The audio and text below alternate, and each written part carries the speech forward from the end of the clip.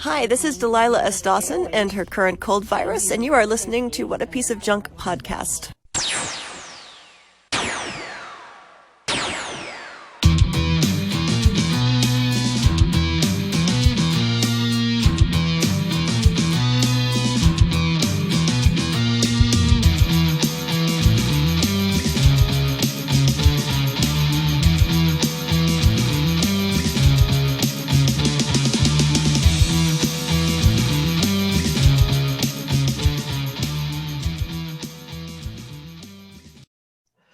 Hello, Space Junkies, and welcome to What a Piece of Junk, the Star Wars podcast here on the Fandom Podcast Network. We are your source for all kinds of Star Wars news, information, rumors, scuttlebutt, and otherwise reviews and commentary about all the stuff happening in the galaxy far, far away and what we think about it. So, we encourage you to head on over to your local cantina, grab a drink, and cozy up to your favorite alien or droid. And let's get ready to talk some Star Wars. Joining me this week are my usual co-pilots and co-hosts, the inimitable Derek Marsh. Derek, how are you? I'm doing great, Scott. Glad to be back home. Was traveling again this week for work, so got to finally sit down and watch Mando Chapter 10, which I'm excited about to talk with you guys today. And we've got some actual news and some juicy rumors and some official things we could talk about, which is really exciting in the world of Star Wars. But yeah, and then we've got everyone's favorite Wookiee, our co-pilot, Nathan Miracle. Nathan, how are you, sir? I'm doing pretty well. It's a beautiful, almost 80-degree mid-November day here. Phew, it's hot, baby. Not sure how that happened, but we've got a couple of episodes of The Mandalorian to talk about, and I'm excited to dive into those. And we've got some good news for you today as well. Yeah, and we are so excited to have Derek back with us. For those of you who missed our live broadcast on YouTube for Chapter 9 of The Mandalorian, it was a rousing success. And big thanks to Captain Derek for making sure that the Drunken Gungan is piloted expertly through the uncharted sectors, at least for us, of doing things live on YouTube. Yeah. You did a great job, though, Derek. I was happy to turn over all the technical reins to you. Well, almost. I appreciate you guys joining us and the listeners that were able to hop on. We had a few people that watched it live with us, which was great. And I know some people have been watching it coinciding with them or doing a rewatch of Mando Chapter 9, which is awesome. And obviously, I know some folks were asking me where was our latest podcast episode. And so just so everyone knows, it was our first time doing a live. Kyle's going to be working on getting that into a podcast MP3 form for us. And then we'll get it posted. So it's going to be a little out of order. Don't worry. We'll talk Chapter 9 and 10 today in the later in the show. So we'll still get, your thoughts, on how we thought Chapter 9 was. And then again, for next time, we'll know a little bit better to get it up and recorded faster on the podcast besides just what's on YouTube. But again, hit the YouTube Fandom Podcast Network channel, subscribe, because you can also catch all the other shows that we do on there. And, Scott, Nathan, and myself will be looking forward to doing another Mando watch of party at some point. Yeah, totally. So you can find that live show for posterity on the Fandom Podcast Network channel on YouTube. But here are the places where you can find us otherwise. You can, of course, find us on the master feed at fpnet.podbean.com. Just search up FPNet on the Podbean app, or look for the Fandom Podcast Network on Apple Podcasts, Stitcher, Spotify, Google Play, and now on the world-famous iHeartRadio network. On Facebook, you can find us on the What a Piece of Junk, a Star Wars podcast Facebook group. Email me between shows. I do check our email address. It's whatapieceofjunkpod@gmail.com. I do run the Twitter. It's @WhatWars. And of course, on Instagram, you can find us over under the Fandom Podcast Network tag. And we do hope that you leave us some reviews. Nathan, tell us about those reviews. Well, we love to get 5-star reviews on our Apple podcast because that helps us keep the Wookiee from being upset. Yes. You thought I was going for help people find us first, but I switched up the order this time.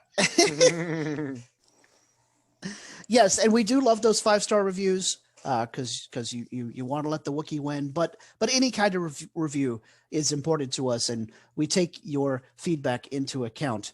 And speaking of feedback, it's time for Derek's favorite part of the show about what Star Wars t-shirts are we wearing this week. But this week we have the ultimate in fan feedback for the show. Terry, one of our longtime listeners, we're episode 36. Can I say longtime listener? Yeah, sure. One of our relative. Yeah. Yeah. One of our longtime listeners and a good friend. Yes, Terry Lee, friend of the show. She makes awesome geeky Star Wars and other geeky apparel shirts over at geekypockettees.com. So today, Mr. Miracle and I are wearing some handmade, custom crafted pocket t-shirts. And so as we do our What Star Wars t-shirt segment this time, Nathan, what are you wearing? Well, as you mentioned, I am wearing one of the Geeky Pocket Tees t-shirts. So it's mostly a plain t-shirt, but there is a geeky pocket on this t-shirt. And mine has trading card pictures of the child and the Mandalorian himself. I thought it would be very appropriate, given that we're watching The Mandalorian now. And also, it's the child. How could I not love it? Yeah. And I'm also wearing a Geeky Pocket tee that Terry made for me. It's a blue t-shirt with a pocket made of material that is a large collection of Mandalorian buckets or Mandalorian helmets. So it's a multicolored repeating pattern of helmets ranging from the Mandalorian himself, Din Djarin, to some of the Mandalorian clan helmets that we saw in the Clone Wars, and of course Boba Fett and his iconic T-visor Mandalorian helmet, and so on and so forth, on a white background. And the pocket is expertly attached, very well stitched, and a nice thick fabric. So, I mean, I would feel safe carrying like even my iPhone around in my breast pocket here, and not worry about it giving way or falling out. So great job, Terry. That's exactly what I've been carrying around in this pocket. Yeah. And I've not had any issues with it. Don't be You too didn't put a little baby Yoda in the pocket yet? Oh, plushie. Oh, well, see, I need a Baby Yoda plushie. Hey, Christmas is coming up. That would be great. Okay. Totally unrelated statement. Well, Nathan, you can get away with it if you want. Do you have a little Chewy one?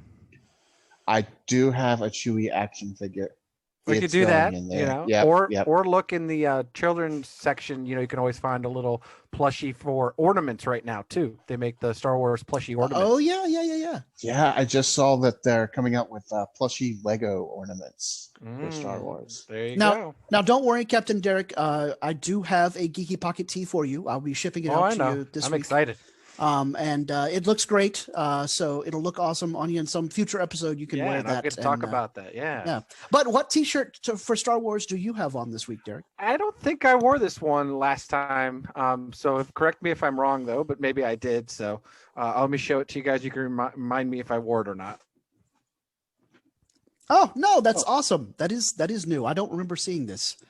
It's obviously everyone knows I love the little chibi Star Wars characters, and so this one is the Ahsoka Tano chibi for more of the season 7 version of her from Clone Wars. So pretty cool one. I like it. Wore this out when I went down to Disney World, earlier in October. So got to finally wear it on the show. So, and I've got some shirts coming in from T Public.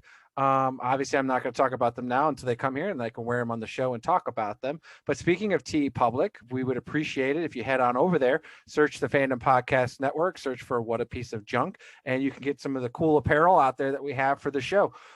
Whether it's t-shirts, as we're talking about, hoodies, face masks, mugs, all the cool stuff. Excellent coffee mug there. Yes.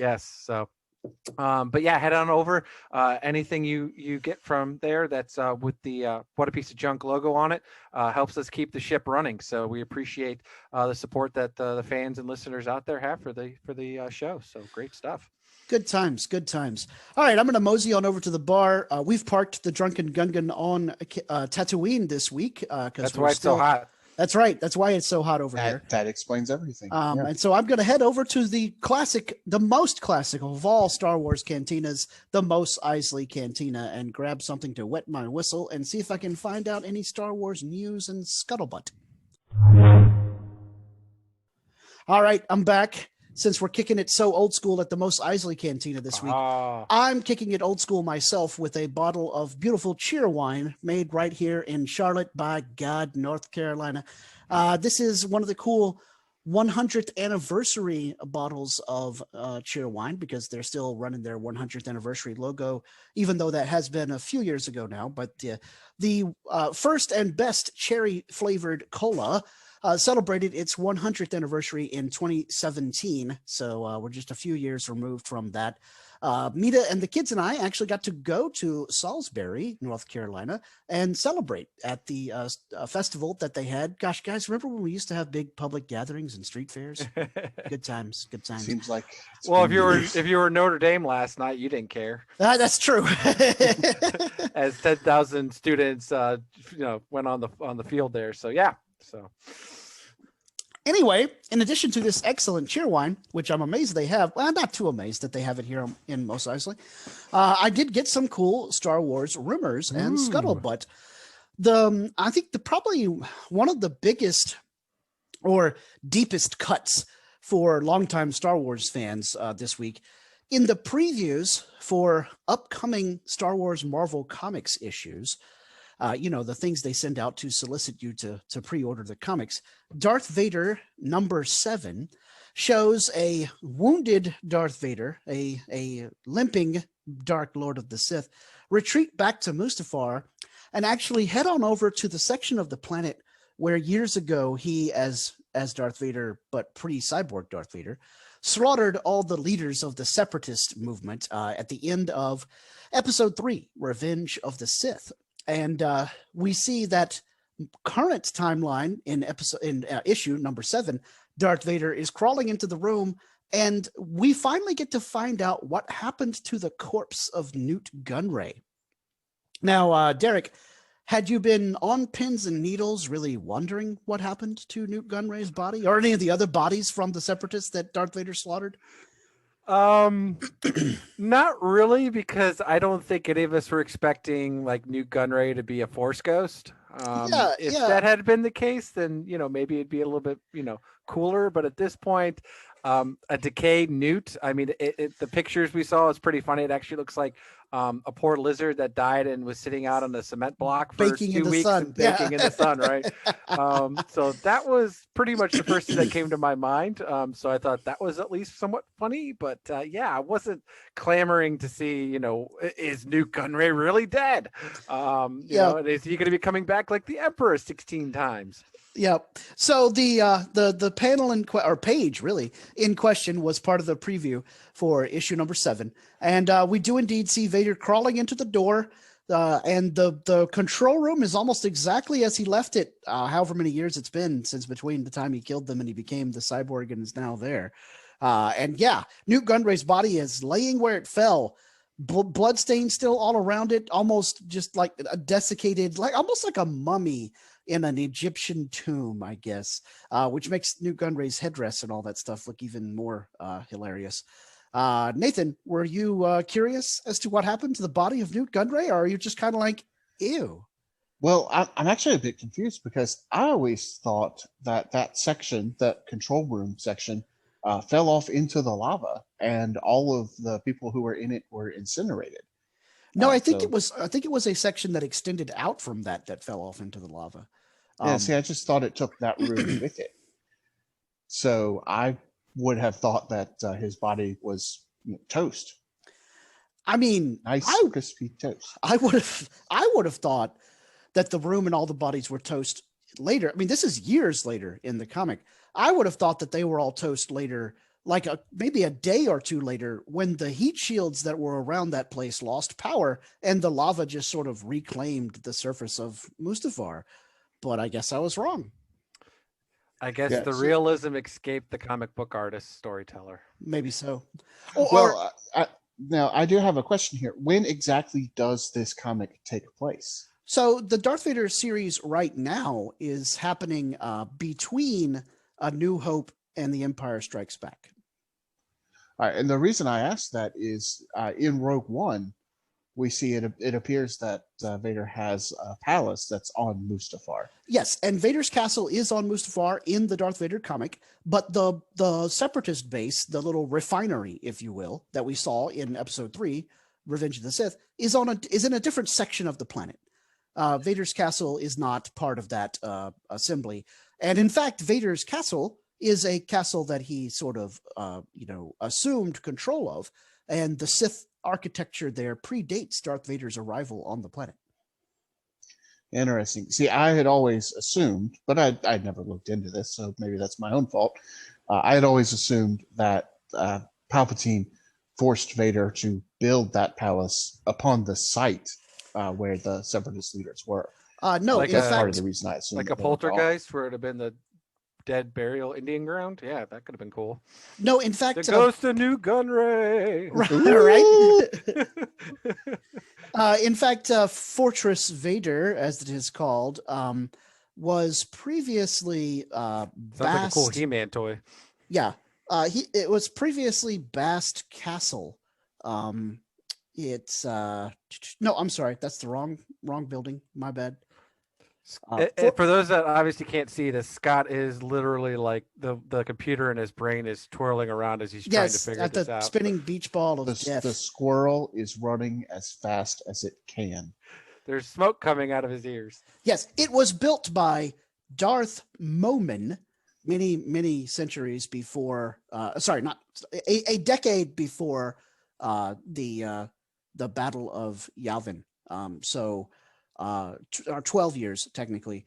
Darth Momin designed it, and it was built for a Sith base on Mustafar. It was previously a Sith temple, and Only 12 years before the Battle of Yavin. yeah, so that's when the Emperor made modifications or renovations, if you will, to the old Sith temple. Oh, I see. But is 'Cause, Darth a Sith? The guy Darth Momo is Sith? Darth Momin designed it and built the Sith temple that was there. Let me find if I can give you. I'm just trying to understand because like there's another Sith running around at this point in time. It's all I'm trying to clarify. Darth Momin is dead. Darth Momin Okay. is dead. Let's see. Let me see if I can find you a year for him. I can't really Now, find Darth- it, but importantly, during the Darth Vader comic book series, Darth Vader goes under his castle, investigating the Sith ruins down Goonies? there. Yes, the Goonies. Yes, and he finds Darth Momin's Goonies. mask. He finds Darth Momin's mask and communicates with Darth Momin's Force spirit because his spirit is trapped in the mask. Oh, that's kind of cool. I was going to Yeah. ask if Vader found a Sith holocron. I believe he did find a holocron down there as well, but for him the more important thing was the mask, because Darth Momin's spirit manifests itself and starts tempting him. You guys may remember we talked about this last year when the Darth Vader title was, really kicking off, where he was telling Darth Vader, I know how to open the door to the afterlife and you can bring Padme back to life. But Palpatine won't tell you this because he wants to keep you in pain so that he can harvest your power, because, Palpatine's all about making sure Vader suffers because he's, He's a Power- true Sith. yeah, he's a true Sith. So Momin, spoiler alert for the 2018 or so storyline, Momin is lying to Darth Vader, and it's all Surprise. I know, right? It's all a clever ruse to get Darth Vader to bust up the mask so that his spirit can be free and inhabit a new. I'm sorry, not bust up the mask. Pass on the mask so that his spirit can inhabit a new body. And some poor schmo stormtrooper is ordered by Vader to put on the mask and gets possessed by Darth Momin and is all blasting his way out of the base and is like, "Ha, peace out." Until he chops him down and then he's dead again. Yeah. So yes, That's anyway, just a guess. yeah. Now, But Derek, it sounds Vader-esque. I'm not. Yeah, Derek, I'm not, you mentioned I'm not sure what Darth, happened to Darth Momin after that. Actually, Derek, you mentioned Darth Momo. That is a completely different character who is voiced by D. Bradley Baker in the Avatar: The Last Airbender series. But that does connect to one of our later topics today because of D. Bradley Baker. Yes. So, but okay. So, but it sounds very interesting. I think that I guess that's great that we found out what happened to Newt Gunray's. But again, I don't think most Star Wars fans were chomping at the nail to figure out. So, on to some other No. news. We got some really cool stuff to talk about in regards to Jen Urso. Could she come back? We have obviously a friend of the podcast, Adam O'Brien, has posted earlier in the week an article about Felicity Jones wants to return to Star Wars. Obviously, Sweet. she feels that the story of Jyn Erso is not complete. Obviously, we know she's dead at the end of Rogue One. I mean, at least you would think. When the basically Scarif kind of just evaporates from the Death Star, laser beam to blow up the planet side. But obviously, she would love to come back to Star Wars. So, Nathan, would you like to see a early rendition of Jyn Erso? Absolutely. That would be pretty awesome. There's obviously a lot of things that happened between the time that she was a little kid and the time that she was in the Imperial transport and was rescued by K2SO. You are being rescued. Please do not resist. Yes. And in particular, I mean, she's obviously friends with Forrest Whitaker's character, Saw Gerrera. Saul Gerrera, who we saw in the Clone Wars and also in Rebels. And there's plenty of possibilities for things that they have done before the formation of the Alliance. After all, the Alliance says that Saul Gerrera's tactics are too aggressive, too out there. Yeah, the Alliance does not get along with the partisans, that's for sure. Yeah. They're kind of on the same side, but they do not agree with the methods. Hey guys, when the rebel terrorists say that you're too extreme, you're too extreme. For real, yes. Yeah. And for the record, I too agree that Saw Gerrera and the partisans were way too extreme. Yes, when you start sicking Bor Gullet on things, Bor Gullet will know the truth. But of course, it still doesn't make any sense in the movie at that point. But that's all right. Yeah, I really thought that that Bodhi, the pilot, was not going to recover from that mentally. But yet he just shakes it off after they say he's got to fly the plane. Yeah, and I didn't quite understand. I'm the pilot. Yeah, exactly. Here's my response to that. The reason that other men, lesser men, if you will, died from Bor Gullet's interrogation, or at least went insane, is because Saw Gerrera was using that really extreme method out of accordance with the will of the Force.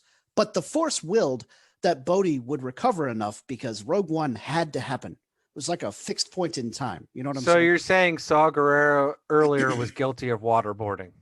Yes, or tentacle boarding, torture. the case. Yes, right. That case, yes.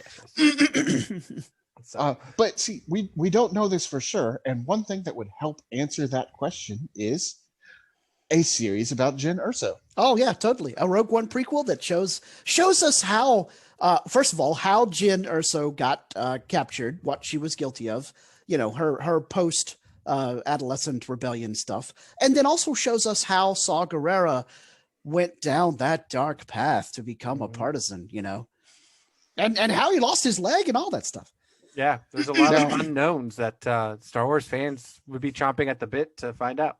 Yes. I could see Felicity showing up in the Cassian series as kind of they almost met at this point in time. Oh, look at these two different paths, and they're going to connect at some point. But I would like to see just a whole little series. Well, you know what else would be a cool storyline to do in some sort of Rogue One prequel series? How do Baze and Chirrut end up where they do at the temple? What was their life like before the temple got, exiled or as true guardians excised? of the Wills? Yeah. What does it mean to be a guardian of the Wills? And what were they like before? Obviously Baze had sort of a crisis of faith and a falling out, like, this crazy old fool, in reference to Chirrut and his. But he gets it back. He back. He does get it back, but I'd like to see him, almost light side paladin warrior, then fallen from grace, and then that makes his redemption in Rogue One even better. Yes. Yeah. that No, would I be mean awesome. yeah, just to get Donnie Yen and any more Star Wars is what we need. So I'm Yeah. 100% on board with that. But that to me just goes to show you that they had with a 2-hour movie, they were able to get us so interested in these characters that again they had to divide up so much screen time, plus with everything that was going on with Krennic and all that stuff, and obviously a reanimated Tarkin. But yeah, just overall, I mean, I'm hoping that they'll do well enough with Cassian Andor and that it'll get done here soon enough, because the last thing we want is frickin' Felicity Jones to be in her 50s by the time they come back and say, oh, we need to do a prequel of Jyn Erso. Yeah. And Yeah. and we have The Force Awakens, The Last Jedi, and The Rise of Skywalker all over again because they didn't act fast enough on this stuff. So just Yeah. like, we're clamoring with Solo 2. Before you know it, Aaron's going to be just as old as Harrison Ford. Yeah. I hope John doesn't And go they'll by have to that recast fast. him again. So,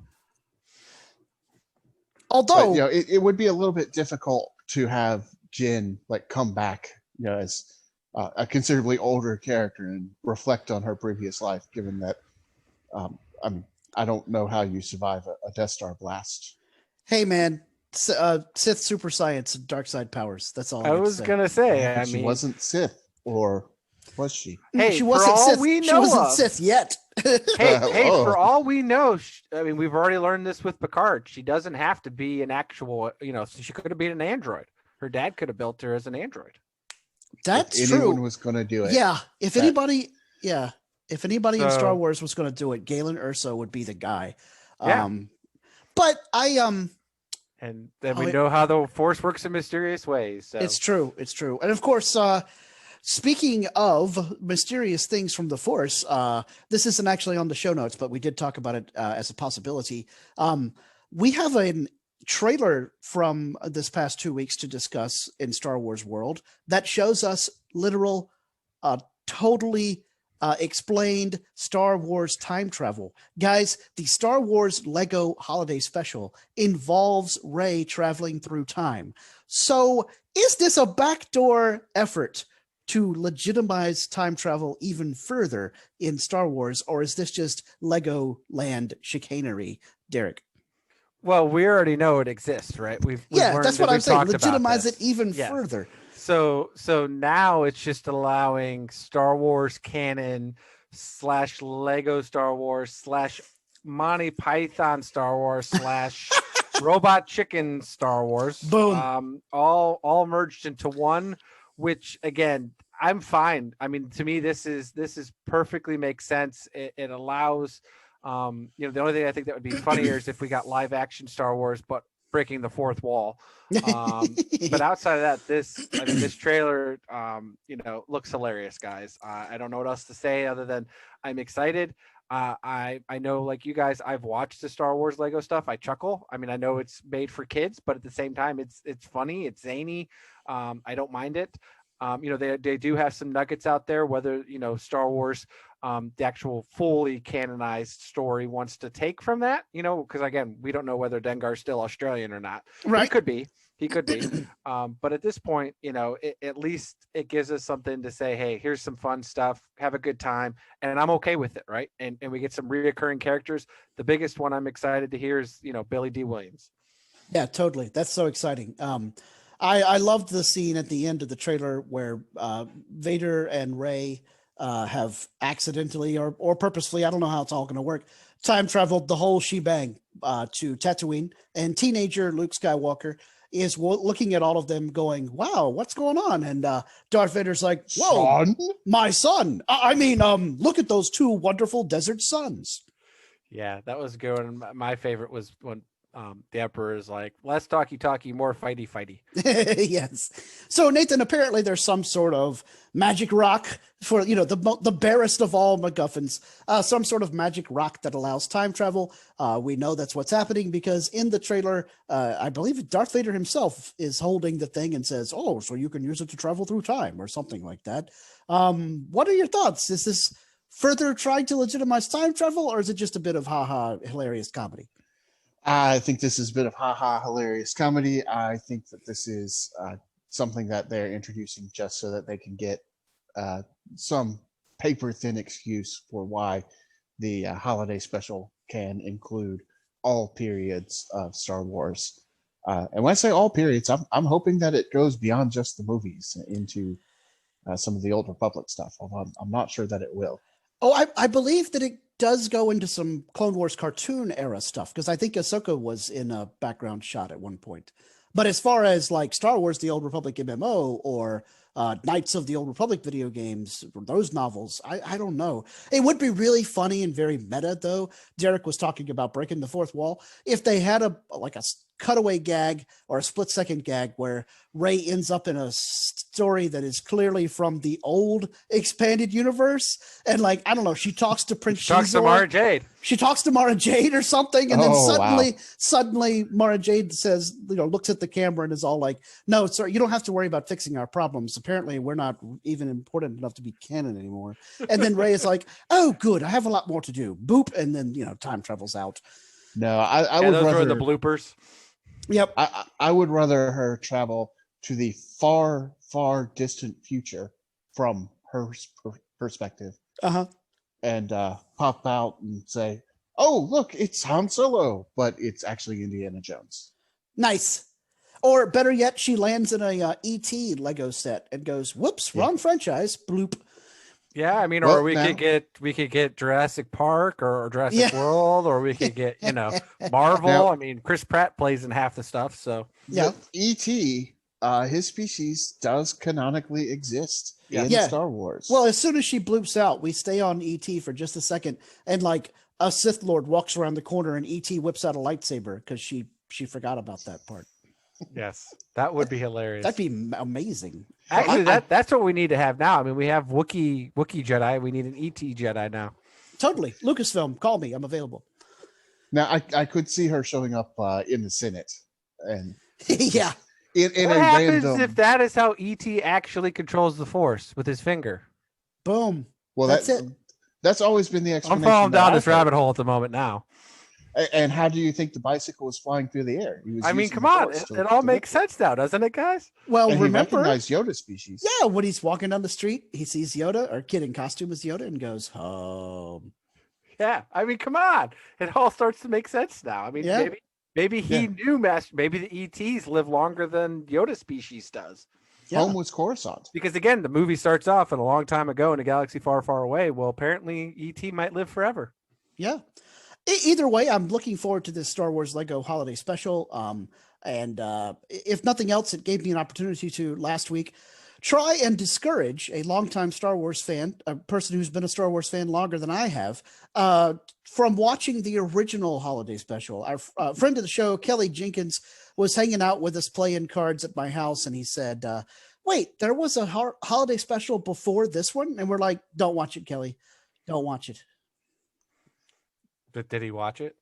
I don't know. That he said he might go home and look it up on YouTube. So I'll wait and see. I can't believe you guys told him not to watch it. Oh my God, dude. So I haven't heard him screaming into the void yet. So. But I also haven't heard anything else from him. So maybe he just watched it and then his brain melted so bad that he died. Rest in peace, Kelly. Yep. But hey, some good things came out of the original holiday special. For example, the Mandalorian's gun. Yes, all of Mandalorian, because there would be no Boba Fett. That's true. Boba Fett made his debut in the Star Wars Holiday Special animated segment. So I guess I shouldn't slam on it too bad, but I'm still going to, because oh my God. Yeah, that same segment showed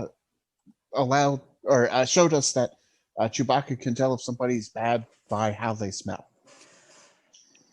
Has that been brought up again in Star Wars lore? No. As far as I know, that was only ever brought up in the holiday special.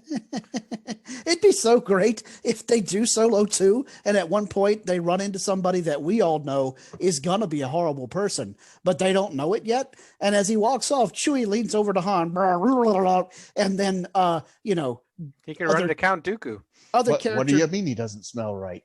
Yes, or what do you mean he's got a bad smelling about this? Mm-hmm. That's funny. Bad smelling about Speaking this. of Mando, though, we do have some rumors, guys, of Mandalorian season 3 already. We obviously know that season 3 was already greenlit, obviously with the success of season 1, season 2 off to a hot start.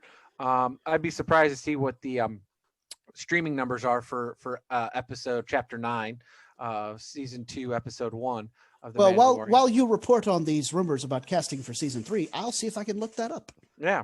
But we've already got some rumors going on that some of you may know this one. If not, it's kind of a far one out there. We had to IMDb her because none of us knew any of her work. And on top of that, we still don't know any of her work. But a young actress by the name of Sophie Thatcher, which I've known the name. I've seen that float around a few times. But apparently right now there's a rumor tied to her that she's going to be in season 3. Sophie Thatcher is a young actress. She started off with some obviously TV stuff, Chicago PD, The Exorcist, that was a TV series, Chicago Chicago Med, also a TV series short called When the Street Lights Go On. She was in a couple of movies, Prospect, as well as The Tomorrow Man. And so there's obviously some rumors of her being casted into season 3. So Nathan, who has no idea who she is, as you looked at her IMDb page, thoughts of her young actress and what she could play in The Mandalorian besides a stormtrooper. Okay, to be fair, I don't know who anybody is. Yes, that's the joke. That's the running joke. The absolute worst at recognizing names and faces. I'm better at names and voice actors than I am names and faces. It's not Rob Paulson or anybody, but so if we're talking about season 3 of The Mandalorian, then it really matters what happens for the rest of season 2 and where do we end up. At this point, not to get too much into the first 2 episodes that we've seen, I'm starting to think that Ahsoka might just show up at the end, and we might not get a conclusion so much as a sort of cliffhanger, a last minute. Okay, now we've kind of found the Force user people, so where do we go from here? And if that's the case, then maybe she's playing a young Force user that is being trained by Luke. I can't share the picture right now because I don't have that on Zoom, but here's a picture of her with short hair. She could play Sabine. Okay. She could, but I think Sabine would be a little bit older than that at this point, because, well, I mean, she'd be in her late 20s at the oldest, I think, is what we could talk about at this point, if you kind of do the timeline, because she's like 16 in Rebels. So if you add about 10, 12 years and then a few years for Mando, she might be in her early 30s at this point. True. So, but she's always looked like a kid anyway, so you never know, right? So also true. And Sabine's one of those that's kind of hard to place anyway, because we've never seen her in live action. So we don't really know how that would translate. Obviously, we've seen Vader in live action and also in cartoons, and he doesn't look the same, even though it's the same character. So we have to assume that Sabine would change somewhat as well. Yeah. Scott, any thoughts on Sophie Thatcher rumors? I kind of like your idea about it possibly being a Sabine casting. I'm still of the opinion that Sabine is going to be cast to be played by an Asian actress, but I could be wrong. And other than that, I think any more strong female characters in Star Wars, I think, is a good thing. The Mandalorian has done a great job with Gina Carano's excellent portrayal of Cara Dune, and of course we had Amy Cesaris as Miss Mato there in episode 10. Episode 9, chapter 9, I should say. I would be happy to see this young lady cast in any role in The Mandalorian. I think she'd do fine. So, yep. But it's kind of funny that the rest of the world is still kind of COVID pandemic. I mean, obviously they just announced that Jurassic World Dominion, the third movie, finally finished wrapping up filming after 18 months due to a extreme stretch and breaks in between. And they had like 104,000 COVID tests that they had to perform because they perform tests every day. Yeah. So pretty crazy, but but we all talked about how with the way that they filmed The Mandalorian, that they could obviously bring people in and out of the giant LED room that allows them to just film, not have to travel. Right. Having the volume there. Yeah, the volume. It's not only producing spectacular special effects, but it's also making the show be able to keep a somewhat regular schedule, even during the pandemic. I did look up Mandalorian Chapter 9, or Season 2, if you will, streaming numbers in comparison to other streaming shows and in comparison to Season 1 of The Mandalorian. It's hard to get definitive kind of data about how popular a streaming show is. There's really not a big aggregate rating service yet, like Nielsen, Well, it doesn't help that we watch it 10 times. Yes. But I've only watched each episode twice so far. According to Real Good, which is a streaming guide that tracks every TV show and movie that is available online, the numbers for Mandalorian Season 2 on its opening weekend, it got 5.7% of the share of total streams. For comparison's sake, Season 1 opening weekend got 4.4% of the total shares of streams. And then to step outside to what people might view as contemporaries of The Mandalorian, Stranger Things Season 3 premiere got 5.8% at that time. And Amazon's The Boys Season 2 premiere got 7.2% of the streams. So Baby Yoda is a mere 0.1% behind Stranger Things, but he's still pretty well behind The Boys. Now, real quick question. When you say the streams, that's including everything across all the platforms or just on those streaming services? So like Mando compared to the rest of Disney Plus and the Boys compared to the rest of Amazon. It's your percentage of total streams across the entire internet. Okay. All right. Yeah. Interesting. So on And that I weekend, have to mention, 5% is huge, and if that's the measurement. Yes, definitely Mandalorian and The Boys, top three things. Also breaking into the top three was the Queen's Gambit Season 1 premiere. That was from a different weekend.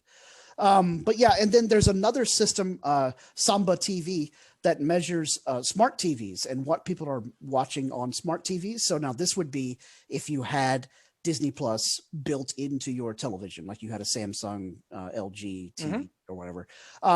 So they have the Mandalorian Season 2 premiere as pulling down about 1.04 million households or 1.04 million TVs. And that is a 73% increase compared to its Season 1 premiere back in November of 2019. So obviously the show's popularity, and let's be honest, the child's popularity, has it made it where more people are paying attention this year than did to the very first episode ever. Good deal.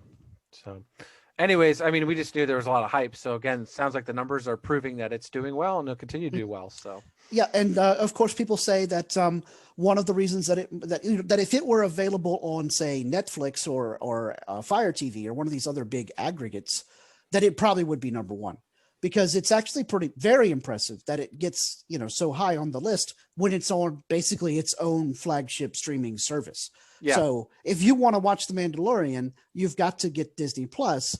If you were able to watch it along with all your other Netflix accoutrement, then probably even more people would be watching it than are now. Yeah. If it was available across all platforms, right? So right. But then there's a lot of people out there too that, I mean, to me, I I look at it, it's one day's worth of lunch. I mean, I don't know how anyone can't afford Disney Plus, but again, there's a lot of streaming services out there, and I get it that people like to be picky and whatnot. And I'm sure there'll be a lot of folks, especially since Disney has kind of changed the way we've done streaming over the past year, and we've talked about it, that this weekly episodic, it's obviously going to last 2 months, right? So there might be a lot of folks that might not pick up Disney Plus to the back half end of December. By the time it's all done, obviously they'll have some time over the holiday, and then they might binge it there, right? And then drop it again. And speaking of Mandalorian gets people to subscribe, the numbers of people that subscribed in November as compared to the numbers of people that subscribed to Disney Plus in October, it was 3 times as many subscriptions during November. So the child and then Jaren are definitely driving subscribers to Disney Plus. And a lot of people are doing what Derek is saying. They're waiting until the whole deal is done. They'll subscribe that month. So like at the end of December, they'll subscribe, or maybe just January, and they'll watch it all at once, and then they'll cancel their subscription, and yada, yada, yada. So in other words, America has spoken, and what they're saying is, I want to see the baby. Yes, I would like to see the baby. Or to your point, like you were just saying there, they might just get it for November and December, right, while it's live, and then drop it then. Yeah. So, all right. Well, which if Star Wars is the only thing you care about on Disney Plus, why not do it that way? Yeah, totally makes sense. So, but speaking again more of Mando stuff, we not have rumors. This is actual news, guys. And not just that. This is news about someone we've had on the show as a guest. I know, Scott, you're clamoring at the bit to announce this. Go ahead, man. Yeah. So, but before I do, it looks like we're receiving a message on the comm channel. Ooh. Hi, this is Dominic Pace, who plays Gekko the Bounty Hunter from The Mandalorian, and you are listening to What a Piece of Junk podcast. Oh, wow. Thanks very much, Dominic, for that kind word. And that's the perfect segue into the fact that friend of the show, Dominic Pace, has announced on his Twitter feed that his character that he was sort of mentally preparing for on The Mandalorian, Gekko the Bounty Hunter, was previously sort of tongue-in-cheek, nudge, nudge, wink, wink, this is my character's name. Now he is officially canon, as Gekko the Bounty Hunter is an official trading card in Star Wars Topps trading cards in the new set that came out this month. So congratulations to Dominic Pace. He can now tour the Star Wars convention circuit signing autographs until the end of time, because he is an official canon actor for an official canon character on screen. And I'm super happy for him. And I love this idea because it opens up the possibility that we might see Gekko again, and we could get all kinds of cool Gekko ancillary information, data, merchandise, tie-in storylines, etc. It's so great. I thought it was a cool character, an excellent design, very well portrayed by Dom, of course, and looked really, really intimidating on screen during the big fight as the Mandalorian busted his way out of Navarro in Chapter 3, The Sin. Awesome. And we talked to Dominic. We might be able to get him back on the show eventually. Yes, I spoke to him last week when he made the announcement that, hey, I'm official. And he said for me to contact him this coming week and see about setting up a time for him to come on the podcast and once again talk about what it means to be an official Star Wars character on screen and how that is just, literally a life-changing development. He will now be able to sell even more autographs and whatnot, this time, as he says on Twitter, without the quote marks around the name Gekko. So congratulations to Dominic Pace. Awesome. So so I think that wraps up our news, right, guys? So it does. But before we jump into our discussion of Chapter 9 slightly, and then Chapter 10 of The Mandalorian, let's take a quick break and hear from Kevin about what else is happening around the Fandom Podcast Network. Thank you for listening. We hope you're enjoying this podcast. We'd like to continue to feed your ears by inviting you to listen to our other awesome shows on the Fandom Podcast Network. It starts with our flagship show, Culture Clash, our weekly pop culture podcast. Couch Potato Theater, our podcast celebrating our favorite movies. Time Warp, the Fandom Flashback podcast discussing a whole year in movies. The End Zone, our NFL podcast. Good Evening, an Alfred Hitchcock podcast. The Union Federation, our Star Trek and Orville podcast. Hair Metal, the 1980s rock metal podcast. Type 40, our Doctor Who podcast. Lethal Mullet, a 1980s action film podcast. What a Piece of Junk, a Star Wars podcast, and our newest show, Making Treks, a Star Trek podcast, a deep dive into the final frontier with host Mark Newbold and Adam P. O'Brien. You can enjoy all of these great Fandom Podcast Network shows on our master feed at fpnet.podbean.com. The FPNet can also be found on the Podbean app. The Fandom Podcast Network is also on Apple Podcast, iTunes, Stitcher, Google Play, Spotify, and now iHeartRadio. You can find the Fandom Podcast Network on Facebook. You can also email us at fandompodcastnetwork@gmail.com. You can also find the Fandom Podcast Network on Instagram and Twitter. Thank you for listening, and remember, respect others and enjoy your fandom.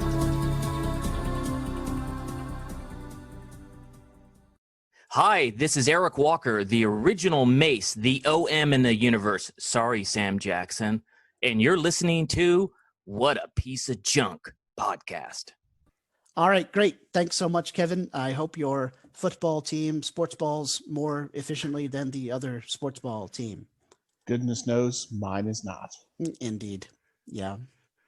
That's okay. As long as you didn't bet the house on it. That's right. Or bet your Millennium Falcon. Yes. Don't bet the Starship.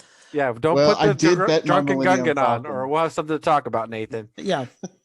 I did bet my Millennium Falcon, but I just flew away because, well, it was Orlando. I think it'll never come to collect anyway. Yeah, you can do the Kessel Run in 14 parsecs. So 12. I know. Thanks for setting up the joke. Anyway, speaking of you can do amazing things with the Force on your side, let's talk a little bit about The Mandalorian Chapter 9, The Marshal. For those of you who didn't watch our YouTube live broadcast, this was probably one of my favorite almost hours worth of Star Wars I've ever seen. I really enjoyed it. It was a big-time actioner episode. I'm sure that there are plenty of story tidbits and character development tidbits within this episode that looked cool at first, but as time goes by, we will come back to it later and say to ourselves, man, how did I miss, this thing, XYZ, in The Marshal? It's so important now that I look back on it. Derek, what were your thoughts about Chapter 9 on the whole? Well, I love how, we just get right into the thick of things. We talked about, as we were kind of saying pre-show Mando going live, right? Things that we were looking at, and we talked about Tatooine episode, chapter 9. He jumps right into Tatooine, just because, they hear some rumors of where he can, get a hold of his people. And we get to see it first recurring character, which we talked about when we reviewed season 1 with Amy Sedaris.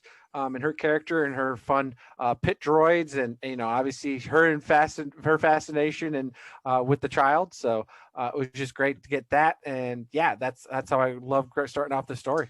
Yeah, I thought it was so cool that we get to see. Help me out with her name, Pelty Mato, right? Pelty, yep. Pelty Mato. It was so great. We got to see Mato again. She was so much fun in season 1.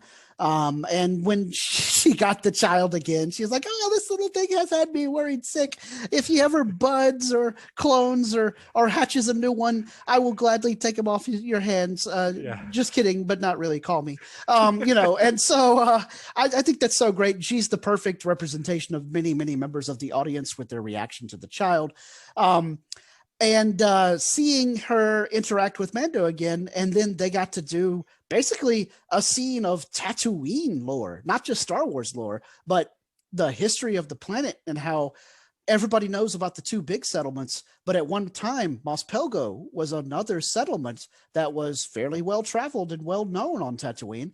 And then it just sort of got wiped off the map, literally in this case. And we had the excellent cameo from R5D4 from Star Wars A New Hope that shows up and projects the map, and even made sure to include all of the motivator explosion damage, if you will, of the oil and goop leaking down the back of the droid's head from when the Jawas tried to sell him to Luke's Uncle Owen. So good on the details.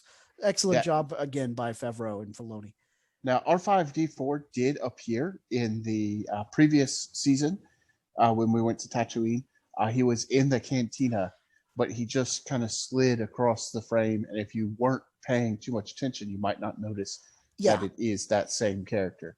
Yeah. But they did make sure to include the motivator damage on the back of his head in the previous season, and they just to make sure that you got it this time, they lingered on that spot. So it might have, and Mato made an in joke about how slow he is. Come on, Yeah. come on. Yeah. so it might have slipped under your radar last season, but they were right up front about it this season. Yeah, Yeah. yeah. Just great way to start us off. So Yep, and then we see Din grab the old speeder bike that he had absconded from the now dead Toro in a previous season, and he drove that bike out to where Mos Pelgo supposedly used to be, and in fact finds the town intact. Meets up with a guy wearing Boba Fett's armor. Did anybody? And we talked a little bit about this on the YouTube show, but did either of you guys think that was Boba Fett when he walked in the door with the helmet on? I did not think it was Boba Fett. He seemed a little too skinny. Just Yeah. seeing him in the he was armor. too tall. Yes, he so was that taller. was- Yes. That was my first thought. Is too skinny, not Boba Fett, just wearing his armor. But I thought he might be this guy. Jodo Cast. Cast. Yes, I Yeah. found some of my old Star Wars CCG Dark Side cards, and among them is Jodo Cast, who is an old expanded universe character who wore Mandalorian armor and basically hoped people would think that he's Boba Fett, Yep. so that they would just surrender to him and he wouldn't actually have to fight any of his bounties. But of course, it turned out to not be Jodo Cast, and it turned out to be Boba Fett's actual armor. Yeah. And we get to meet the Marshal. Who is Cobb Vanth? Cobb Vanth, which obviously some of us who have read the Aftermath series, knew the name and knew the little bit of the story. We talked about on the watch party how it's slightly variation from Mr. Chuck Wendig's version, which is fine by us. I mean, but Totally again, fine. but the character at least was a cool character that they had talked about in Aftermath. It was just, kind of like a small section of the story that, again, just some of the weird things that they do in those books and just go off on tangents with random things that have nothing to do with the actual main storyline, but whatever. Insert requisite Chuck yeah. Wendig rant here. Yeah. But outside of that, though, I just loved how it was a typical Western movie, right? The guy from out of town comes in, talks, first thing he does, pulls up to the salon, the saloon. And, definitely not the salon. Well, how else? That was my joke with it was, how else does, Pedro keep his mustache trimmed, right? That would have made more sense. How else does Cobb Vanth keep his hair looking so great under that No joke, right? So, but anyways, yes, they pull up to the bar. The helmets have built-in hair treatment centers. Yes. That's the only explanation. Yeah. So, yeah. I mean, it's a miracle how they do so well with the hair. But anyways, he pulls up to the bar, right, and goes talks to the bartender, and you're talking about the Marshal, and they're like, where can I find him? He's right there, right? And he's pulling up in the, walking up to the door. So, just love that intro. They're about to have a showdown, and bam, the showdown is interrupted by a giant rumbling. Yep. One of my favorite scenes in chapter 9 is when the bartender says to the Mandalorian, oh, you must be talking about the Marshal. And Din kind of incredulously goes, your Marshal wears Mandalorian armor? Well, see for yourself. I thought it was hilarious that he was asking the bartender about anybody who was wearing this armor. Like, he would look like me. And the bartender still seemed like, do you mean that guy? I'm not sure. You look exactly like him. Yeah. He's like, oh, what? Someone who looks like me. Oh, the Marshal. Yeah. So, yeah, it's just a great way of starting off. Like I said, typical Western, which again, that's what we all think kind of the Star Wars episode should be about, right? That Western, spaghetti Western. So they literally take it to that same level, right? So yes. Totally. And then the giant rumbling that Derek mentioned earlier turns out to be a crate dragon. And man, did we get Oh, wait, is that a tremor? It's not a it's not a graboid. It just looks a lot like a graboid. So we basically get a National Geographic or Mutual of Coruscant, nature special of this episode about how Bantha. how crate dragons actually work. So we learned that A, they tunnel through the earth instead of just running across it. B, they can tunnel through pretty solid rock, in my opinion, based on some of the stuff that the dragon does in later parts of this episode. And C, they love to eat bantha, or just about anything that isn't tied down. And actually, they like to eat a few things that are tied down.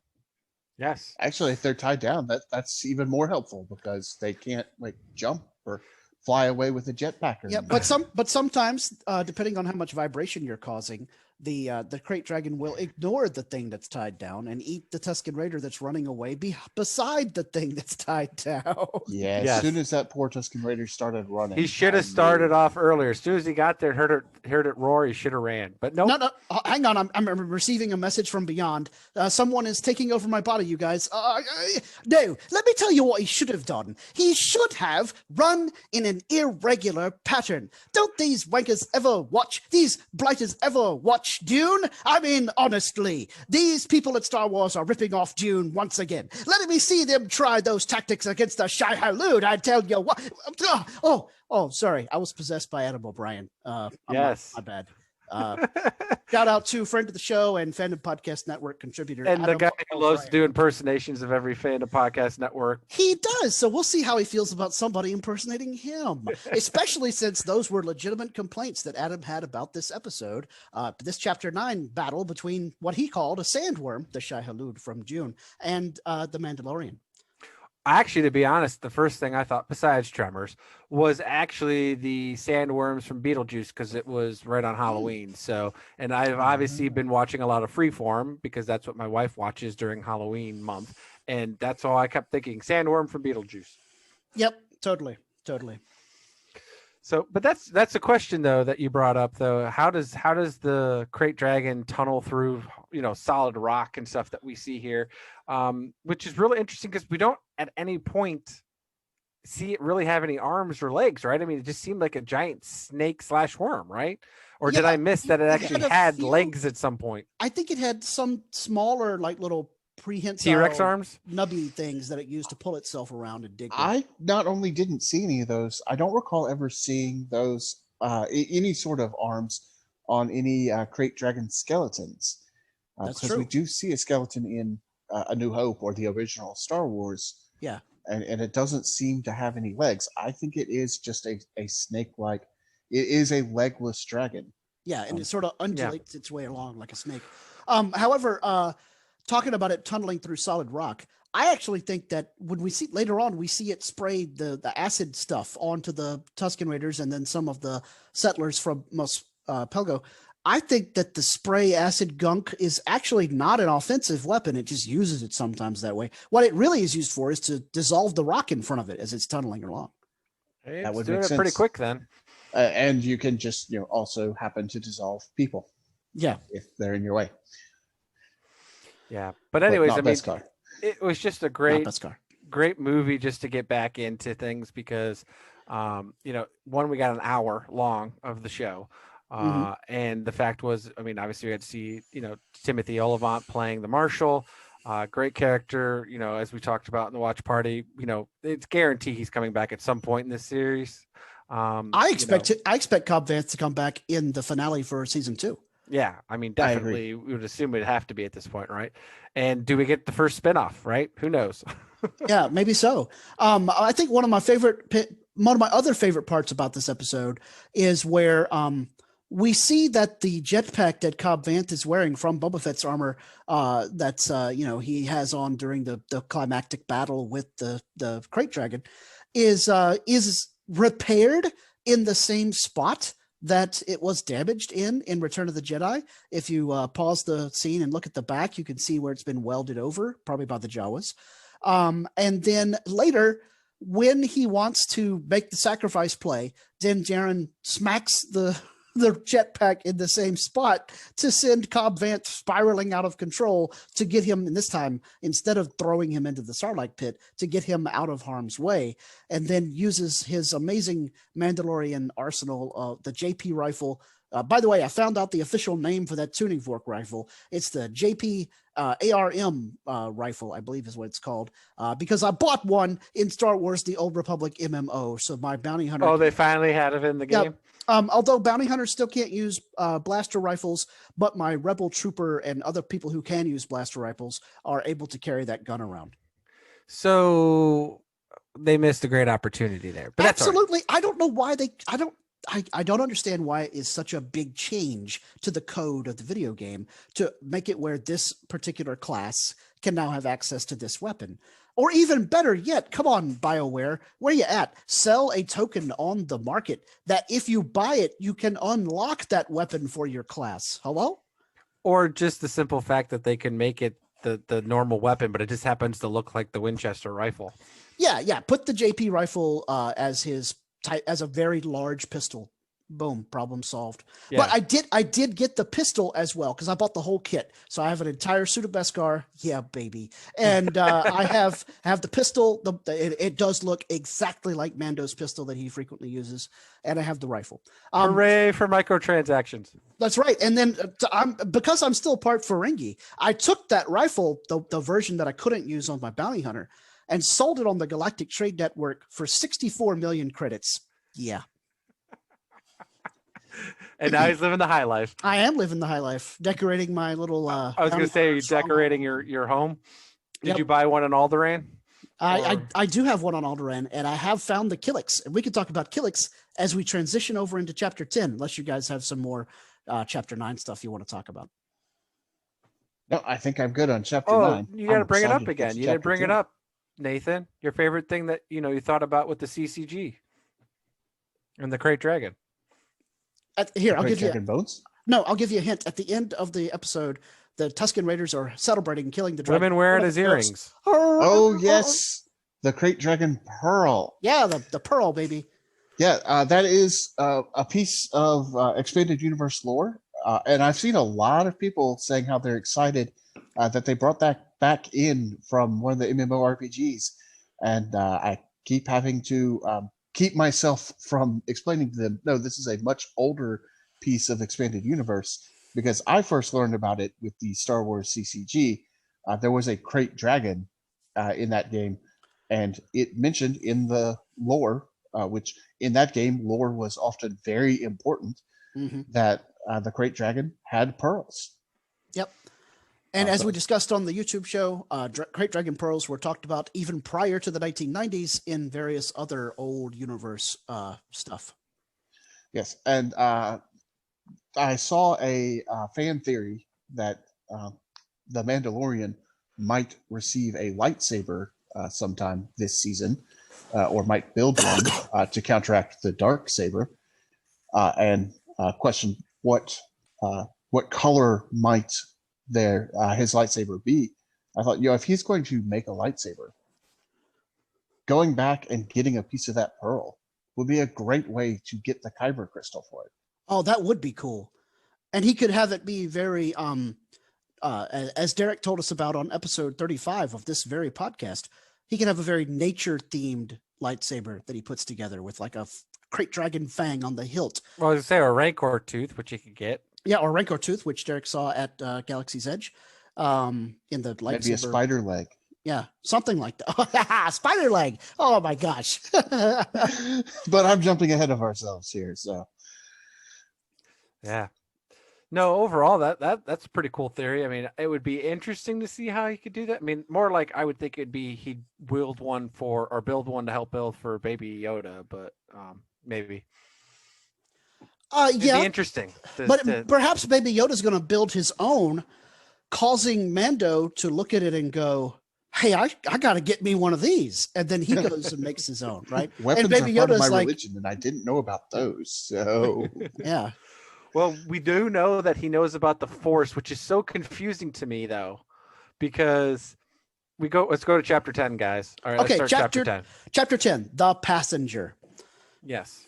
So we start off, obviously, we're still on Tatooine, right? And then we get a cool scene of the Mandalorian coming in from the sunrise, and he's riding on his bike, and it's getting way zooming out, and then he starts getting closer, and then it starts basically it's like a Harley commercial, right? Yeah. And it starts showing him written on the highway. So but yeah, just definitely doing that, and him and the child are having fun, and they're like, yay, we got killed the crate dragon, we're on our way back to Mos Eisley, right? And they're going there, and guess what happens? They get attacked. He snaps out of it, and he's actually standing in line at the DMV, and the little Jawa lady says, "I think you owe us 48 calamari flan, wild thing." Oh, sorry, that's not the song. That's not the song you were talking about. Different commercial. That would be funny. You owe us 48.50 in calamari flan. Anyway, so some raiders are out in the desert. They have obviously been tracking Mando, and maybe even were drawn to the whole conflagration when they fought the crate dragon, because that wasn't exactly subtle. They set an old school style. Ewoks would be jealous of this level of savage technology. A rope trap, so that as Mando cuts through a canyon, come on, Din, what are you thinking? Why would you cut through that canyon? And they put the rope on both sides, and as Mando's bike flies through there, they pull on the rope, causing it to flip up, catch the fins on the front of the nose of the speeder bike, and send him ass over tea kettle flopping into the dirt. And Baby Yoda gets thrown out into the sand. Din loses a bunch of his weapons, and the raiders then rush in and start attacking him. A brilliant plan if you were going after a target that couldn't fight back quite as well as the Mandalorian. Yes. Or be wearing a full suit of Beskar. Yep. Yeah, they shoot him right in the head. Yeah. They shoot him right in like the head 6 times. And he's like, that is really pissing me off. Building rage. I think at that point I'd be like, you know what? Never mind. I'm so sorry. Just keep going, because if headshots aren't working, we have problems. Yep. Here's your little green guy. We are now leaving you alone. Please don't kill us. But no, these guys are your classic movie villains, where when the bullets don't hurt Superman, they throw the gun at him. And then after that doesn't work, they take a hostage. Yep. So Din, which is how you defeat Superman, by the way. Take Lois Lane hostage. Din actually and very quickly and efficiently dispatches those 2 raiders. But the short guy, who is either the same guy or no, not the same guy, who's the same species as one of the scavengers that Rey meets in The Force Awakens, takes Baby Yoda hostage and does something as mundane as put a metal knife, not even a vibro knife, I don't think, to the kid's throat. And Din is like, whoa, you don't want to do that. Let's talk. We can make a deal. The guy, I guess Din was just hoping that he'd be open to negotiation, or maybe he thought because the alien in question somewhat resembles a cybernetic Jawa, that he would be willing to make a deal. So the cybernetic Jawa, I know that's not what he's called. I'll look him up in a second, everyone. I like cybernetic Jawa. He basically tells Din, I will trade you the baby for the jetpack. And he says anything. Yes, that's true. And then the Jawa, he says you can have the whole thresh, because obviously he's got 2 suits of Beskar right now with the Boba Fett laying all around. But what does the Jawa want? He wants the Phoenix. Yep, the Rising Phoenix, baby. So Din takes off the jetpack, sets it down on the sand, and I knew something was up just as soon as he set it down on the sand, because it perfectly balanced on its nozzles, its exhaust nozzles. And I'm like, wow, does that thing really do that? Is it really normally setting up that way? Like, there's no stand, no straps, nothing like that. It's just like almost glued to the sand, right? And it's standing up perfectly. Now, recently, Nathan and I and various other Star Wars Legion fans around the country have been building Mandalorian models. And let me tell you something. Getting a Mandalorian jetpack to stand up straight or even correctly attached to a Mandalorian is nowhere near as easy as Din makes it out to be when he sets that thing down in the middle of the desert and is like, here, you can have it in exchange for the child. Yeah, not even close. No. Because I've been trying to put ARC troopers together, and they have jetpacks as well. Yeah. Not easy. But of course, it was all a clever facade, in that the Mandalorian had the jetpack still active. So once he gets the child and the cybernetic Jawa gentleman runs off with the jetpack. Mando is able to push the remote control button on his wrist and have the jetpack take off with the cybernetic Jawa into the sky, and then unceremoniously dump him out into the desert, where he presumably dies horribly from the fall. Yes. But here's the thing I don't understand. Like, the child can force choke. Like, you would think that'd be his defense mechanism. Why he was taken hostage, I don't understand. Like, he should have been able to force choke that cybernetic Jawa. I wonder if the child is able to access his force powers at will, or if it's one of these things like a burgeoning mutant in the X-Men, where you can't set things on fire with your mind just because you feel like it. It only works when there's some sort of like... Well, yeah, he was afraid, right? He's in fear. But was he, though? He wasn't even crying. I don't think the child... Wow, does the child cry? He does cry. Yeah, remember he cries later in this episode. I guess. Well, more of a whine that he's hungry. Well, but still, the point is when he's really scared, when things are blowing up around him, he starts crying and stuff. Remember when jumping ahead, when the spiders start coming after him and he runs down the pathway back to the little hot tub and he's all Oh, I just assumed that was because he's running for his life. Exactly. I think in this case he knows Mandalorian's got him. Mandalorian's not gonna. I got it, that's but Daddy Mando. I just would assume though at this point, if someone comes at you with a knife, even when he came at him, right, he just would have just like force pushed him. I don't know. I just would have thought as a defense mechanism that the child, at this point in time, anything that comes near him, you just force bubble and kill everything like Carrie. I mean, you can, and think maybe that, he will. but Maybe he will do that later this season. I don't doubt that could happen. when you tell the child to do the magic hand thing, there's a good chance he won't. He'll just wave at you. He just waves. He just waves. Do the magic hand thing. Anyway, so he dispatches the cybernetic Jawa pretty easily. You got a little humor there, right? Yes. And then unfortunately he's got to take everything with him by hand and walk back to Mos Eisley. Yes, and he does a straight out of a samurai penance quest pose when he has it strapped across the big rifle. And on the shoulders. And he's carrying them on his shoulders like a samurai would be forced to carry giant buckets of water across some, vast wasteland. Or bags of rice. Or bags of rice, yeah. Yep. So we have our nod to our Asian influences and what have you. Yeah, I wasn't real clear why he didn't just jetpack his way. Well, I don't think he had enough fuel to get all the way back. After forcing the cybernetic Jawa or whatever that was. Yeah, well, because you have to think. You remember he used it quite frequently, defeating the Great Dragon. Yeah. That's true. I'd imagine they would have been able to refill them, right? Because it's not like the Marshal didn't have the ability to fuel it up either, right? So I imagine it's pretty common. As far as I know, those jetpacks, because they're so advanced, because Mandalorian's been around for a long time, they run on coaxium, don't they? You're the lore guy. I don't guy. actually know. Drop a bomb on us. All right, I'll go find that out while you guys are talking about the next part of the episode. But I would assume that when you get to Mos Eisley, you can buy coaxium in Mos Eisley because we know that they sell it for starships. He'll just buy a little more to refill his jetpack. Oh, definitely. I mean, imagine he has to fill up with a ship, right? So yeah. But so he gets back to Mos Eisley, and there's Mato playing cards, right? And she kind of looks like, "Oh, you're alive, right?" And took you forever to get back. She gives him a hard time about how to. It's almost like Quill in season 1 when he's like, "This should be no problem for you." When he's talking about you're a Mandalorian. Yeah.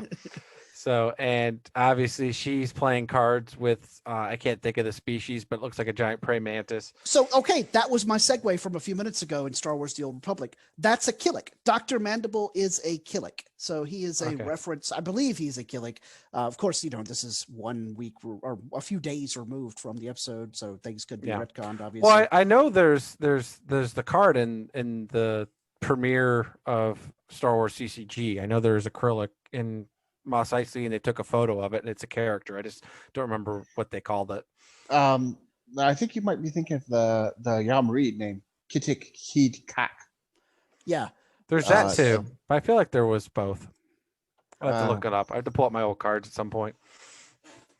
Because we already know at this point they've referenced, everything from the CCG. Yes, because they love it, and rightfully so. While that's true, I found out that is actually an Ant-Man Easter egg.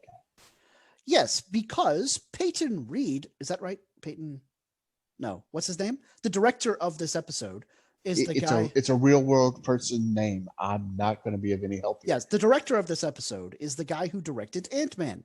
Oh. And so having a big ant character sitting at the table playing cards was an in-joke about, look, it's the Ant-Man guy, and there's a giant bug. Yeah. That's funny.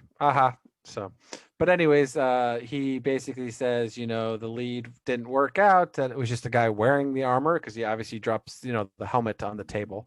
And she thinks that she killed the guy, but he said, no, I got it.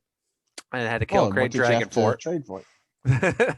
And all she cares about is getting the meat, right? So, but she says that the guy she's playing cards with, the Ant-Man, has some knowledge, just, whatever, and says that he'll send the contact of that the Ant-Man does if he spots him 500, and because Mato or Amy Sedaris tells him, he's on a hot streak, so he spots him 500, and she obviously wins in seconds. So, and it's a fun bickering back and forth there. So again, really appreciate her character and what she's been bringing to the her lines and everything, and the way she delivers them is just spot on. Do you guys think? Go ahead, Nathan. I have to think that she was lying about how much he needed to put up there, because Mando didn't seem to comprehend the alien language here. I thought that he needs to bet 500, and he's like, that's a high stakes game. Yeah. Well, that's how she gets it, right? I think that is Mato pulling a fast one. And after Mando left, she may have given a little bit of that money over to Dr. Mandible as, hey, thanks for helping me scam Mando out of $500. Yeah. And I just love watching her go, idiots array, read them and weep. It's so much fun. I like her a lot. Okay. The scavenger who is getting blowed up by Mando, that is threatening the child with a knife, is the same species as Scrapjaw Motito from The Force Awakens.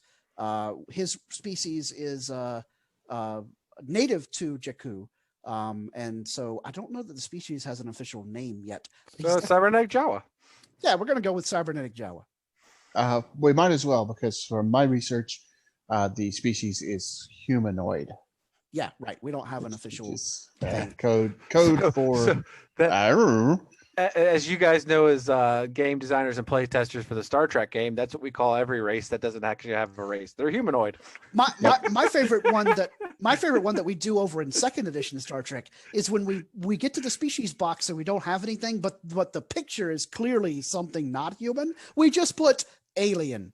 Yes. Yes, which technically means the same as any other species that we put alien. So there are some aliens that technically by gameplay rules are the same species, even though they are clearly not. Oh, and before we move on to talk about more what happens in chapter 10, I do want to jump back in this episode just a few minutes. Darth Momin was killed by Darth Vader in the Darth Vader comics. So no, there isn't a rogue Sith ghost running around between A New Hope and The Empire Strikes Back. We could have had a Star Wars Christmas Carol. We could have, but no. At one point, Darth Momin tells Darth Vader, "You can't defeat me. The dark side loves me, and it will make sure that I survive. Or the dark side loves me and blesses me." And Darth Vader basically says, "Well, in that case, you'll live through this." Blam, and he doesn't. Nice. All right. So So anyway, so we get the contact, and it is a toad lady carrying a giant glowing backpack. And it's a pretty fun conversation between Amy Sedaris, Mando, and at this point, do we have a name for the character? The Toad Girl? No, I don't think so. Okay, so Toad Girl. As a matter of fact, I turned on closed captioning in hopes of finding out a name, but closed captioning we'll just call her it as the contact, right? Yeah. Frog lady. So, I like what was really great in the closed captioning is when she speaks her own language, she starts croaking at Mando and he doesn't understand. Instead of telling you what she said in the closed captioning, it just reads, "speaks frog." Okay, so she's a frog instead of a toad. Yep. But yeah, just that whole portion's pretty funny where she's Amy Sedaris is translating and she's doing this type deal.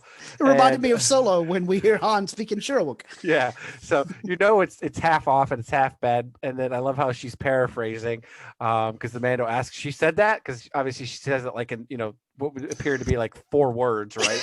But apparently it's like a half a day's worth of book reading. Yeah, it's like in Wayne's World when Wayne learns how to speak Cantonese, and at one point the subtitles are going. He's like, we don't know how, and then he just goes, "Hi-oh-ah," and like 6 paragraphs go by in the subtitles, and he just sort of, and Mike Myers just sits there and looks at the camera like, yep. It's a very nuanced language. All of that. That's a bit fun there. And obviously we find out that her species is dying, and she's got her eggs in this jar, and she needs to meet her significant other on this planet, and he knows where the Mandalorians are at. But before Mando agrees to it, and before they fly off of Tatooine at sublight speed, we'll get to that in a moment. This episode includes one of my favorite Star Wars scenes ever. I know I just said that about Chapter 9, but come on, people. This is great Star Wars stuff. And Nathan knows where I'm going with this. As y'all know from following me on Instagram and or Twitter, I am a grilling fiend. If it can be barbecued, I love to cook it in my backyard. And this episode gives us canonical reinforcement of the idea that barbecue exists in Star Wars, because Din makes sure to bring Pelty a giant hunk of crate dragon meat that she is then roasting in front of a pod racer engine. Derek, did this look familiar to you at all?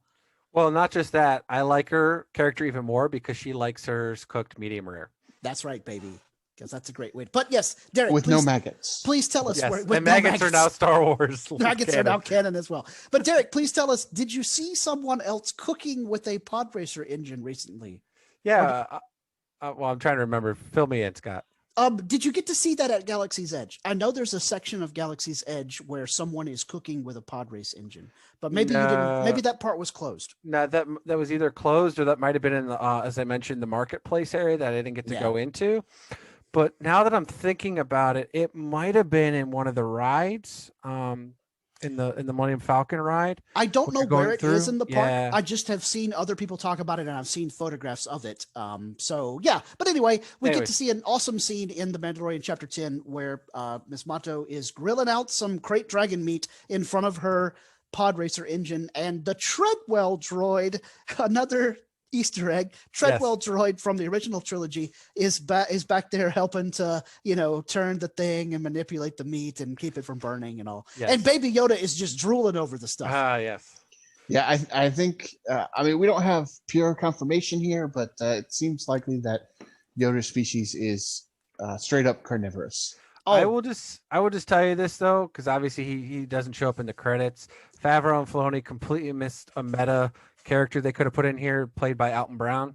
And oh my gosh, that would have been, I would have passed out from the level of awesomeness and crossover of my favorite fandoms of foodie and Star Wars guy.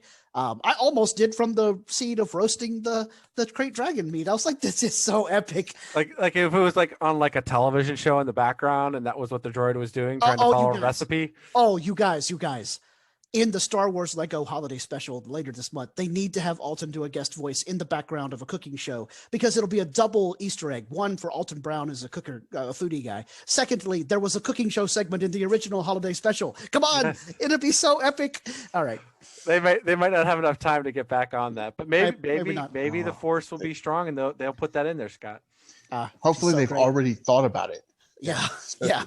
If not, who was the guy that directed it? Call us. Disney, call us. Yeah, call us. Absolutely. Anyway, so yes, Frog Lady shows up. I'm going to get this name eventually. Ms. Mato tells Din, I'll vouch for her. And then later he's like, you said you vouched for her, but then you said you just met her. I'm a quick, easy judge of character. Yeah, I met her 15 minutes ago. Which translation, she paid me a bunch of money to find her an Uber, and you're it. Yes. Yep.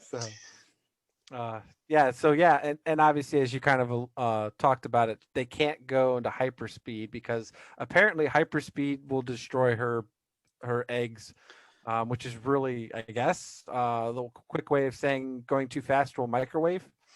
Either microwave them or, like, I guess it'll scramble them. Ha ha ha ha. Yes.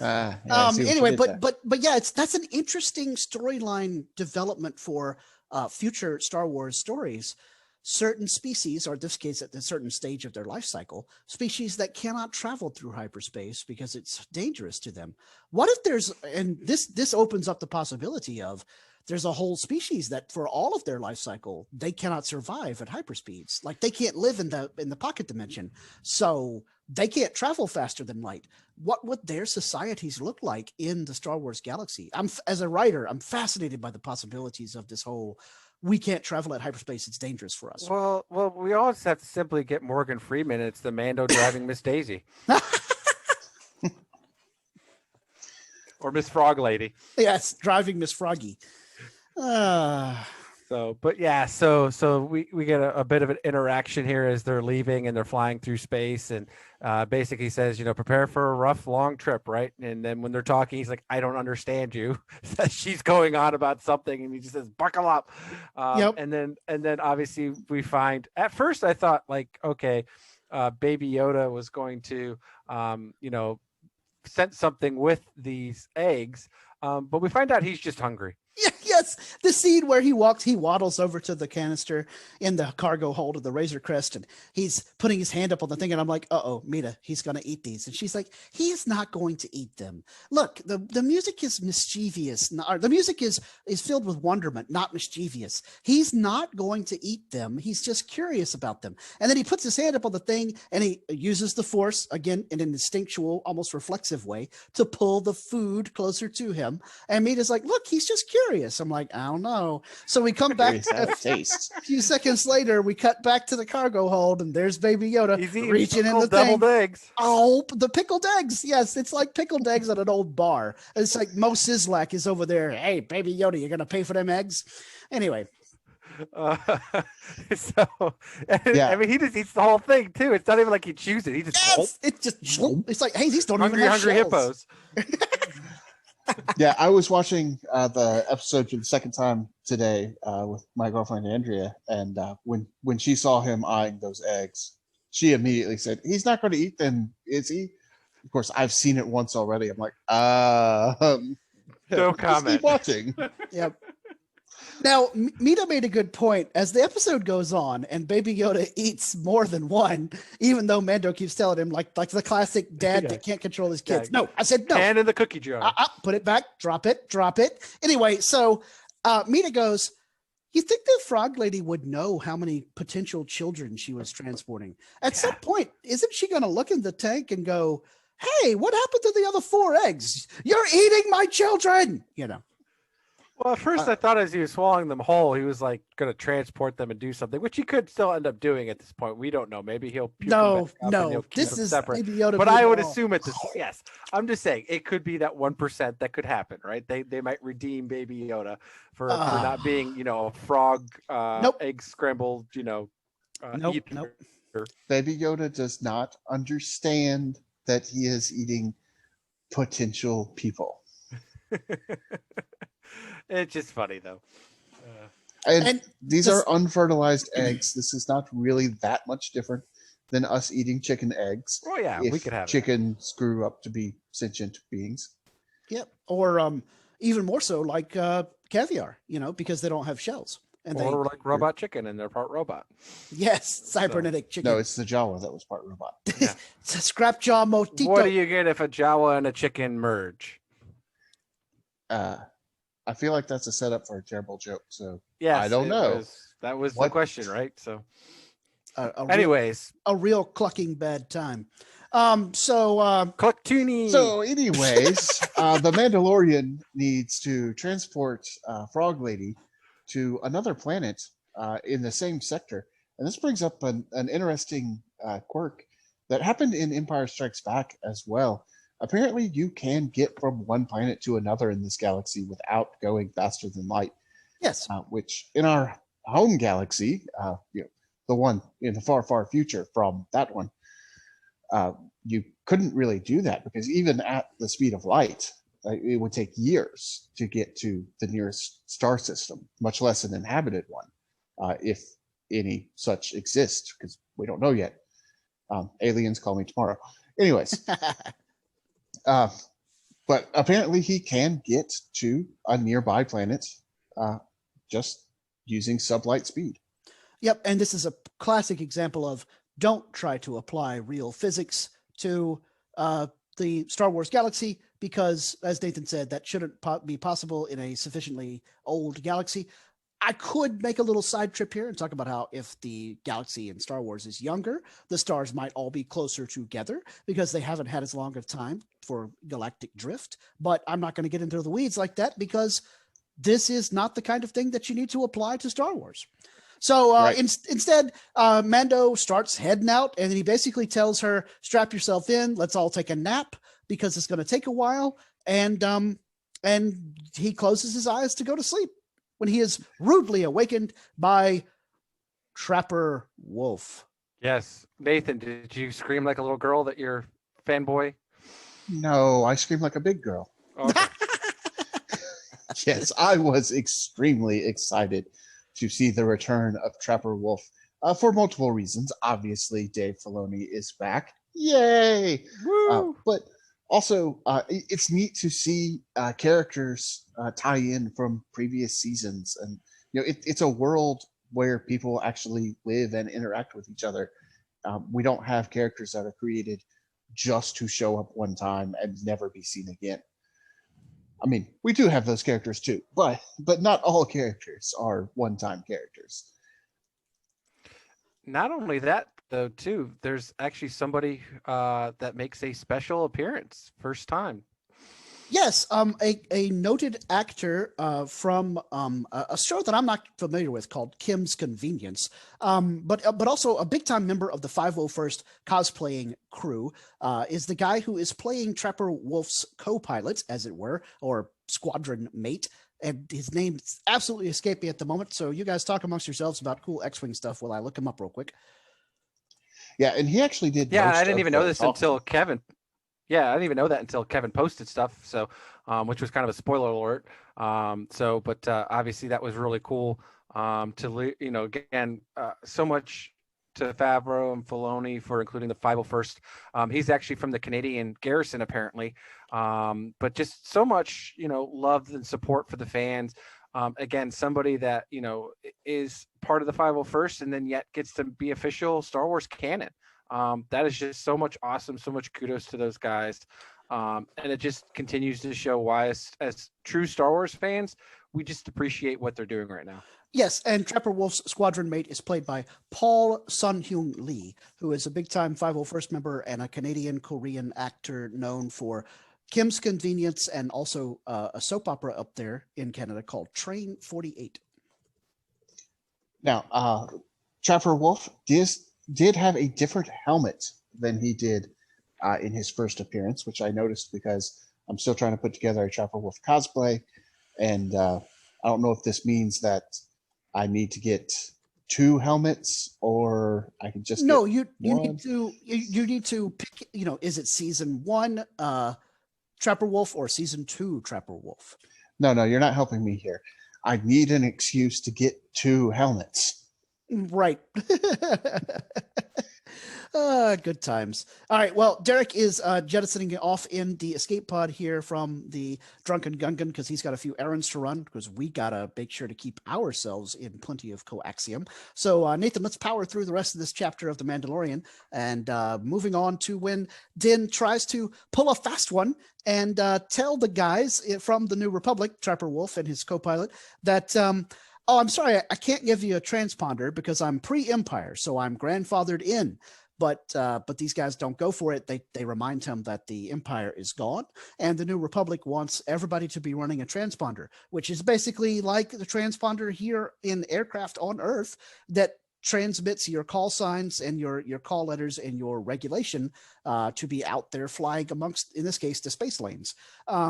And he basically then tells them, okay, I'll make sure to get it fixed. And they're like, all right, great. Talk to you later. And then Din says, thanks. And may the force be with you. I just love that. And also with you. Yes. And Trapper Wolf, or the other guy says, and also with you. And I love that that is like the galactic customary greeting once again, now that the Empire is no more. Mm-hmm. Yeah. And it's interesting. I think this is the first time we've heard the and also with you as the response to that. On screen, yes, of course. In comics, that has happened, and obviously in video games, that has happened. Yeah, I know some Catholics. Part of their liturgy is I would get the wording wrong if I tried it, so I'm not going to. But they respond with "and also with you." Yes, exactly. So I've had Catholic friends, respond to "May the Force be with you" with that. So I thought that was an interesting addition to the universe there. Yes. But basically, these X-Wing pilots are pulling him over for a broken taillight, or the Star Wars equivalent of.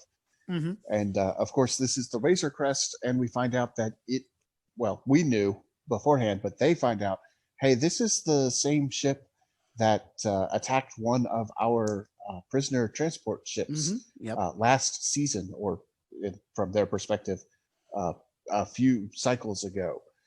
Yes. And they have a cool scene where you hear Trapper Wolf break in and say, hey, I think it's Carson is the other guy's name. Carson is the other guy's name. Yeah, he's like, Carson, could you switch over to channel 2? And they're basically looking at the computer record. They're, like you said, they're running his plates as the highway patrol. And they're all, oh, this guy's got a lot of priors and outstandings. And so they come back on and ask him about the whole, prison barge. Were you near this transport on such and such day? And then Mando is just kind of where were you on June 15th? Yep. And Mando is just kind of like boring conversation anyway, and guns it. And the X-Wings are just like, is he really? Oh, we hear Dave Filoni say, we got a rudder, which I think is a reference to Cops, which of course is also, we got a rudder is a Star Wars fan film legendary line from one of the original Star Wars fan films, which was a spoof of Cops called Troops, where a bunch of stormtroopers pull over some Jawas who are accused of stealing a land speeder. And one of the Jawas tries to run away. And we hear one of the stormtroopers go, oh, we got a rudder. Wham! Blasts him. Yep. And so Poor Jawa never had a chance. Never had a chance. It's a flat open desert. Where are you going to run to, Jawa? Anyway, so they chase the Razor Crest, and we get our Razor Crest being chased by X-Wings through a beautiful cloud sky scene that we saw and we analyzed a lot in the trailer for season 2. And for me, Nathan, it did not disappoint. I don't know how you felt about it. Oh, it didn't disappoint me either. They went through a trench even, so some callbacks to the original Star Wars with a trench run. Just not trying to blow up a Death Star at the end. So we had speculated that this might be Hoth. We had speculated it might be Ilum, but it appears to just be random planet. Some other ice world. Interestingly, an ice world that is between was it Chult was the place that Mando was taking? Trask, I'm sorry. Trask. Now, I understand why you went with Chult, but that relates to a D&D campaign. Yeah, it's a whole different area. Anyway, Trask and Tatooine, in between those two worlds, we have an ice planet of some kind. And so Mando gets real fancy with the maneuvers, and we see Trapper Wolf and Carson are easily keeping pace with him.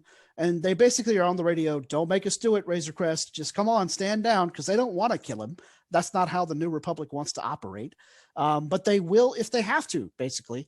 But Mando, realizing the two X-Wing pilots leaning on the superiority of their more modern spacecraft, because let's face it, the Incom X-Wing T-65 Space Superiority Fighter is one of the most advanced starships ever created in the galaxy far, far away. And in this case, it is really able to fly rings around the Razor Crest because it's pre-Empire, for crying out loud. And this is actually the T-65B. Yes, so even more advanced. Closer to Poe Dameron's X-Wing than that's it is right. Luke It's not Skywalker's. quite a T-70, obviously, but it is still really top of the line stuff. And so Trapper Wolf basically says to Carson, I don't know where he thinks he's going in that thing. It's going to tear itself apart. That antique is going to tear itself apart in this atmosphere, because the Razor Crest is much more designed for outer space flight than it is kind of G-forces and dogfighting in planetary atmosphere. But Din Djarin is a Mandalorian and bounty hunter of the highest caliber. And so he is able to pull a fast one and drop like a rock out of the sky and hide his ship in a cave in a classic smuggler type move that causes Trapper Wolf and Carson to fly right by him.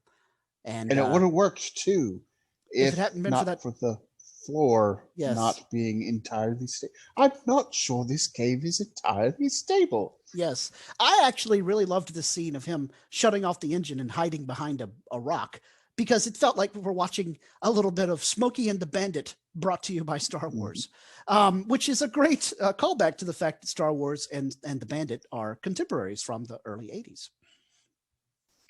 Yeah, but the Razor Crest falls through the planet, well, not through the entire planet, but through to a lower layer of the surface.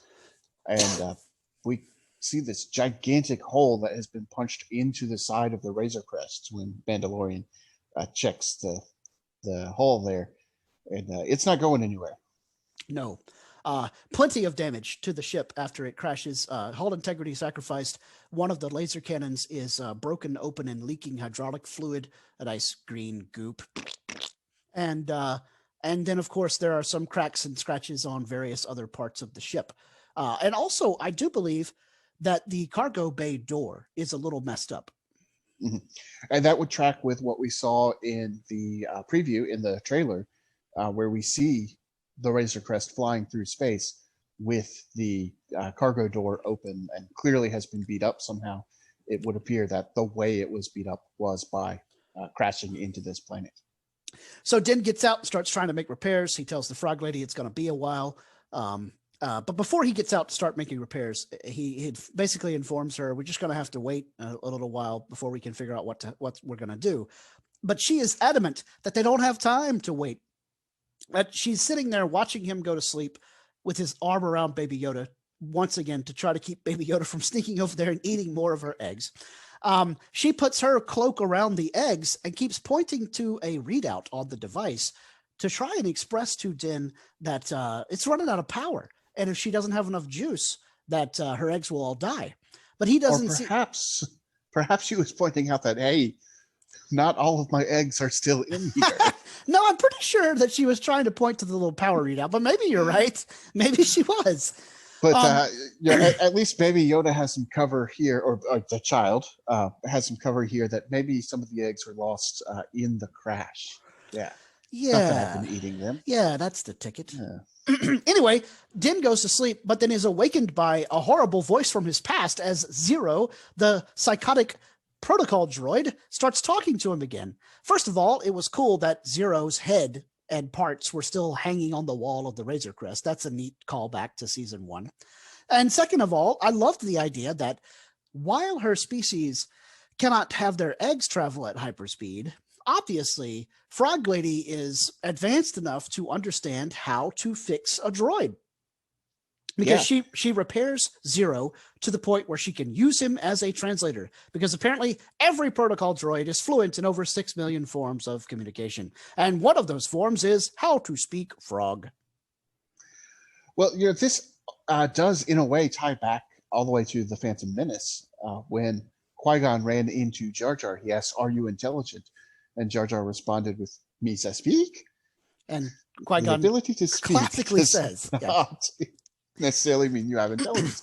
The inability to speak basic does not mean that you don't have intelligence. Yes. So but Frog Lady not correlated. Frog Lady reprograms the Zero head and basically does her best karaoke microphone routine and speaks into it, and Zero begins speaking basic to Mando. So finally she can talk to him, and she basically plays the best amphibian mother guilt card ever when she says, "Aren't you a Mandalorian? I thought part of the Mandalorian code was that you always keep your word, and you promised to take me and my eggs to Trask, so get to steppin'." And he basically gives her the yes, Mom. Yep. Goes outside, starts fixing the thing. But as he's making repairs, Baby Yoda the child comes around the corner and is all agagu baga baga baga baga. But unfortunately, Zero is not around to translate whatever I that also was. don't speak Baby Yoda. Yes, and so Mando puts on the thermal scan on the T-visor and finds that the frog lady has taken her eggs and walked off into an ice cave. Why on earth she would do this, who knows? Not walked. One interesting point there is the feet. The footprints were side by side, not offset as with normal walking. Yes, certainly. So it appears that she later, hopped there. She hopped there. So she gets to hopping, he gets to stepping, and finds that she has wandered off down into the ice cave into a natural hot spring, which is a pretty cool scene, although I did not really need to see half-naked frog lady, but whatever. Now. She was actually fully naked. We only saw her from. Yeah. Sorry, that didn't make it any better, did it? It did not. It did not. But she's warming up her eggs in the natural hot springs, which is apparently what they need. So I assume that the canister was helping to keep them at a stable temperature. The canister was keeping them warm. The natural hot springs keeps them even warmer, and apparently releases their delicious aroma because the child is once again drawn toward reaching down into the pool to eat an egg, but Mando stops him. It turns out this whole time the child was not trying to warn the Mandalorian that the frog lady had gone off. The child was simply trying to get more dinner. Yes. And the Mando convinces the frog lady, hey, we got to go. This is not safe. And as they are scooping up the eggs to put them back into the incubator, Baby Yoda notices there are some other eggs around this cavern and cracks one open, finds a little baby ice spider, and of course, like all children his age, shoves the thing directly into his mouth and decides it's very tasty. But when you kill one of these baby spider larvae, the rest of them apparently wake up, and all the little eggs start vibrating around the ice cavern and crack open in a very arachnophobic, fit-inducing scene of lots and lots of spiders crawling out of alien eggs. Now, Nathan, as soon as I saw a close-up of one of these spiders moving, I thought to myself, is this a knobby white spider from Star Wars Rebels? Did you think of... My exact thought. I'm not sure how the knobby white spiders from Rebels can survive on this cold of a planet. But apparently they don't care about that. Or perhaps this is a bit of a subspecies. I think they do care about that, and that's why they were hanging around the natural hot springs. Oh, yes. Okay. So that cave is filled with eggs because just like Frog Lady, the spider moms need a place for their eggs to be nice and warm. Exactly. Gotcha. Well, anyway, an army of ice spiders, including a gigantic one that is almost bigger than the Razor Crest itself, begin running down the tunnel, chasing the child. The child does his best, Dad, I'm in trouble, as he runs down the cavern and is all, and Mando has to pull out all of his Mando tricks, blasting some of them with his laser pistol, roasting some of them with his flamethrower, and using a collection of thermal charges to blow up sections of the ice cave as the giant mama spider, which is just enormous, is trying to chase them down and eat them and whatnot. And Mama Frog gets in on the action of evasion by dropping to all fours and executing her frog hop. So Mama Frog got ups. That she does. She also had a blaster pistol that she had not disclosed previously. Yes, because Din and the child and Mama Frog get back to the Razor Crest, and they basically have to race back up to the cockpit, and they're trying to close the doors to keep all the medium and small spiders out. And as Din is just opening up the flamethrower on them, suddenly from behind him there is a series of 4 laser blasts as we see Mama Frog with essentially a Derringer holdout laser blaster.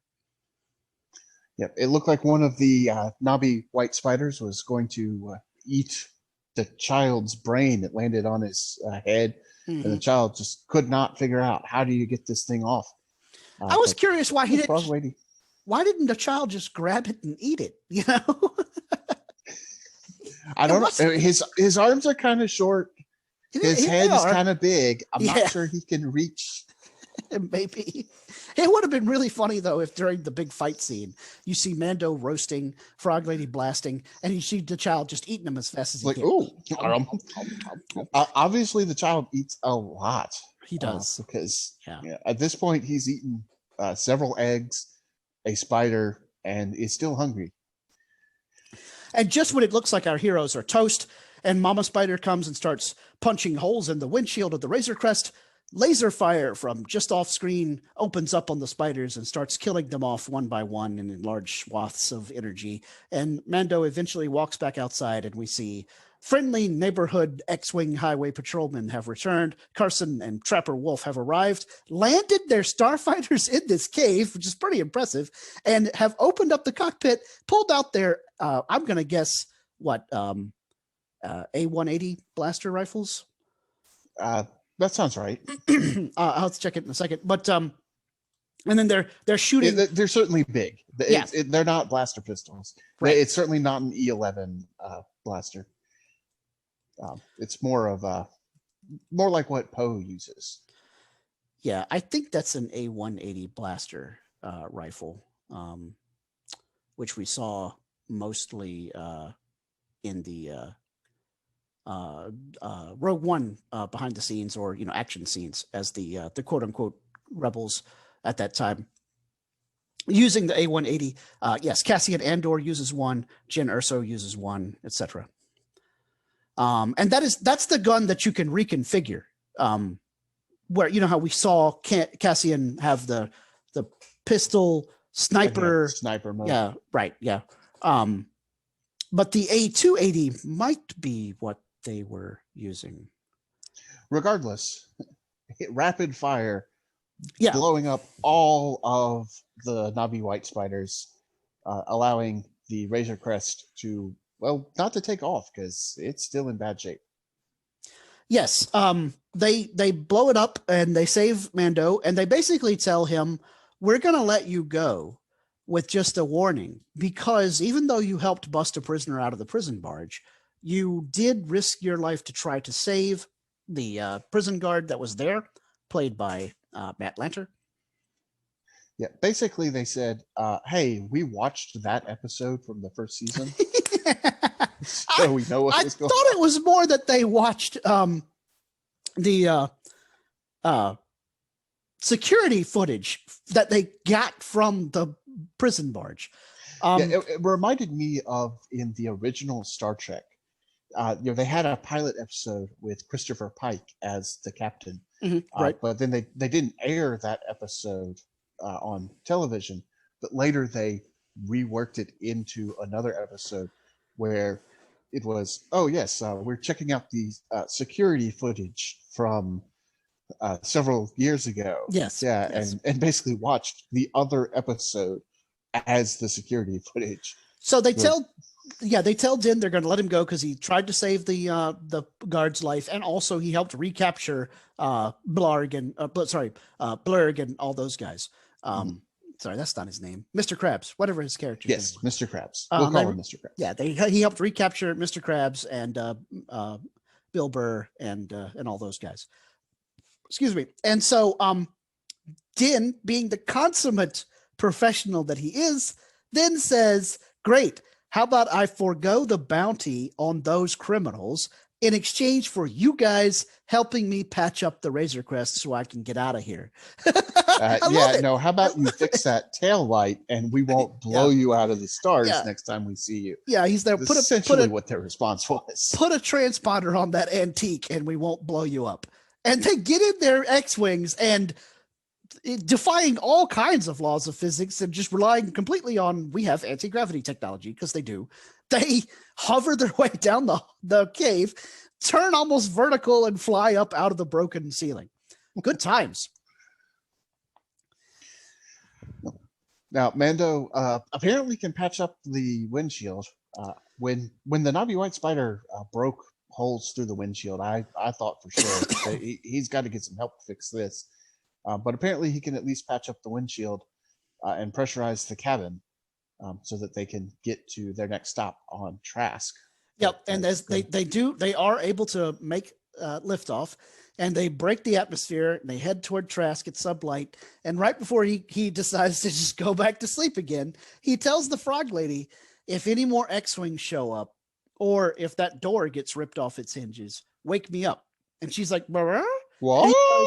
I'm just kidding. If that door gets ripped off its hinges, we're all dead.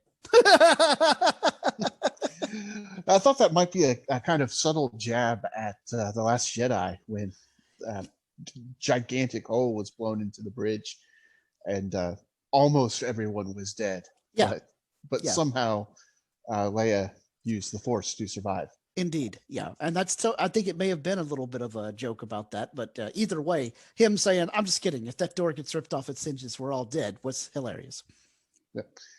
But the child gets the last laugh because once more, he reaches into his sleeve and pulls out an egg that he had hidden earlier and eats it as a snack. Delicious. Oh. The child is going to be in a lot of trouble at some point. I said that Mita was all, how come she doesn't notice she's missing eggs? You know what? She's not done yet. She's going to be in the next episode. That's true, because we see her in the trailer on what we thought was Mon Cal, but is apparently Trask. Trask, yeah. Maybe she's going to be all, hey, wait a minute, when she gets there. It is all, your uppance has come. So we shall see on the next exciting episode of Star Wars, The Mandalorian. All right. Well, I think this has been a great episode, Nathan. If anyone's interested in connecting with Derek on the social media, you can find him on Twitter at HoodieDM84. Is that right? 83. Sorry. HoodieDM83. And you can find me on Twitter. I'm at ScotticusMax. Or you can find me on Facebook under Scott Baltman, or look up my author website where I write my own books at writegreatscott.com. Nathan, where can the folks find you between shows? You can find me on Twitter at GooeyChewie, GOOEYCHEWIE, or you can find me on Facebook under my real name, Nathan Miracle. Outstanding. And we want to thank everybody for joining us on this episode. Thanks for listening and having fun. Please hit us up with your thoughts or comments or suggestions, whatever we can do to help make this podcast more enjoyable for you. And always remember to respect each other's fandom. All right, Nathan, punch it.